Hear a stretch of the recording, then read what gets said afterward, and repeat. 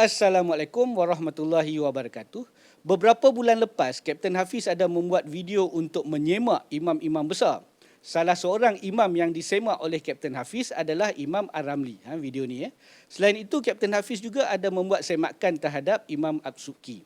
Sebelum saya nak mengekspos apakah dilusi dan falasi Kapten Hafiz dalam menyemak Imam Ar-Ramli ni, kita harus bertanya terlebih dahulu, apakah kelayakan Kapten Hafiz untuk menyemak imam-imam besar ni? Biasanya orang yang menyemak orang lain haruslah seorang guru, seorang yang lebih hebat pendidikan dan agama beliau daripada orang yang disemak. Jadi dalam kes ni, apakah kelayakan Kapten Hafiz untuk menyemak Imam Ar-Ramli dan Imam Ad-Subki ni? Jika kita lihat seolah-olah Kapten Hafiz ni baru nak masuk darjah 1, ingin menyemak orang yang telah lulus universiti. Analogi je lah. Jadi sebelum saya nak menunjukkan di manakah dilusi Kapten Hafiz itu, mari kita dengar dulu apa yang dikatakan oleh Kapten Hafiz ketika menyemak Imam Ar-Ramli ni. Kita dengar ni.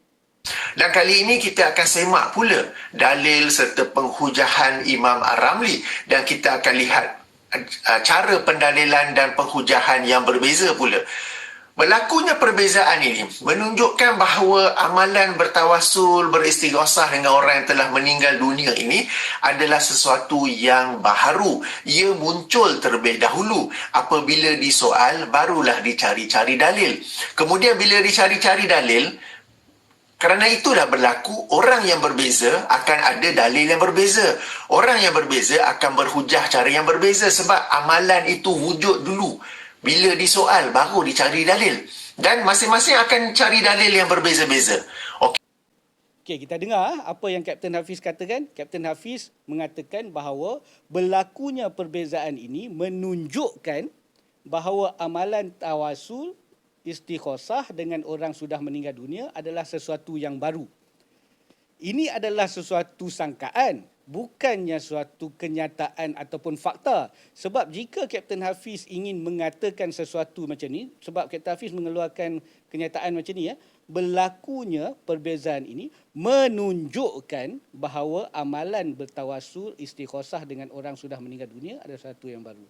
Jadi dia kata menunjukkan. Apabila nak mengeluarkan kenyataan berlakunya sesuatu ini menunjukkan bahawa ia adalah macam ni. Itu haruslah dibuktikan dengan sesuatu kajian. Tidak boleh membuat satu kenyataan bahawa kita melihat sesuatu kemudian mengatakan ini menunjukkan bahawa semua.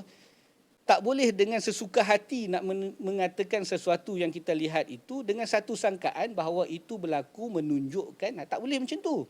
Dalam akademik, untuk mengatakan sesuatu kejadian berlaku atas sebab sesuatu, haruslah dibawa bukti terhadap kenyataan tersebut. Melainkan Kapten Hafiz ada kajian, bukti bahawa, kita lihat ini bukti kajian daripada ahli sejarah mengatakan bahawa amalan-amalan ini berlaku memang dah lama dan tidak pernah berlaku di zaman Rasulullah, di zaman sahabat, di zaman tabi'in, di zaman tabi'in memang tak pernah berlaku perkara-perkara ni. Jadi dalil-dalil yang dibawa oleh imam-imam besar ini datang kemudian.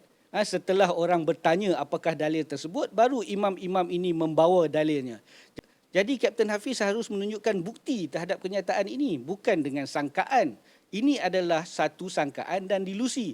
Sebab kita sudah sedia maklum bahawa bertawasul, istighosah, ada dalil-dalil yang sah di zaman sahabat, di mana saya juga telah terangkan di dalam video-video yang lain. Anda boleh juga rujuk dalam video ini, yang mana telah menerangkan dan memberikan hadis yang sahih terhadap amalan-amalan tersebut. Tapi Kapten Hafiz mengatakan bahawa dalil-dalil tersebut berbeza-beza oleh imam-imam yang berlainan ini.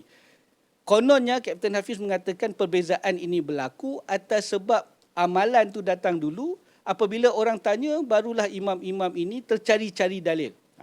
Satu sangkaan seperti yang saya cakap tadi, sangkaan daripada dilusi beliau. Beliau tengok banyak dalil-dalil berkenaan dengan tawasul dan istighosah.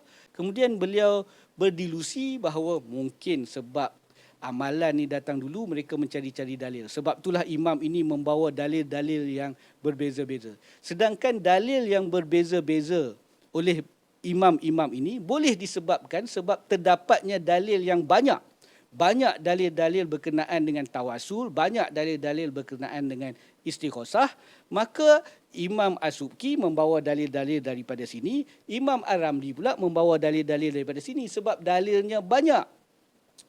Bukan sebab amalan datang dulu barulah mereka tercari-cari dalil. Adakah Kapten Hafiz menyangka mereka tidak tahu kesemua dalil? Imam Ar-Ramli hanya jumpa dalil ni. Imam As-Subki jumpa dalil ni pula. Adakah itu yang disangka oleh Kapten Hafiz? Sedangkan kita boleh lihat perbezaan dalil-dalil ni sebab banyak dalil. Jadi imam ini memilih dalil ini untuk berhujah, imam ini pula memilih dalil ini untuk berhujah. Bukan sebab amalan datang dulu barulah tercari-cari dalil. Itu hanya sangkaan dan dilusi daripada Kapten Hafiz. Nampak tak? Jadi inilah cara Kapten Hafiz selalu berdilusi, kemudian membuat hujah selepas dilusi tersebut. Seperti yang sentiasa saya expose kepada anda semua bahawa itulah cara Kapten Hafiz membuat satu cerita yang lain daripada fakta sebenar, kemudian berhujah di belakang falasi dan juga dilusi tersebut. Jadi bagi orang yang lihat seolah-olah Kapten Hafiz berhujah dengan betul, itu sebab anda tidak dapat melihat kesilapan dan juga dilusi Kapten Hafiz. Bahaya untuk anda.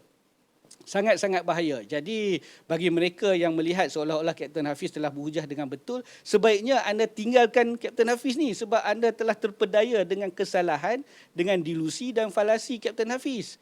Jadi elakkan diri anda dari terus terpesong daripada hujah-hujah dilusi dan falasi Kapten Hafiz ini dan ikutilah asatizah-asatizah yang sebenar-benar asatizah yang telah lulus, yang telah disahkan mempunyai sanad hingga kepada Rasulullah SAW dan juga mereka-mereka yang mempunyai pendidikan resmi dalam agama. Kapten Hafiz ni dah mengaku sendiri tidak mempunyai pendidikan resmi agama. Jadi kenapa anda masih mempercayai dan mendengar orang yang tidak ada pelajaran ini? Adakah anda waras? Setakat ini dulu, sekian, wabillahi taufiq wa hidayah. Wassalamualaikum warahmatullahi wabarakatuh. Terima kasih.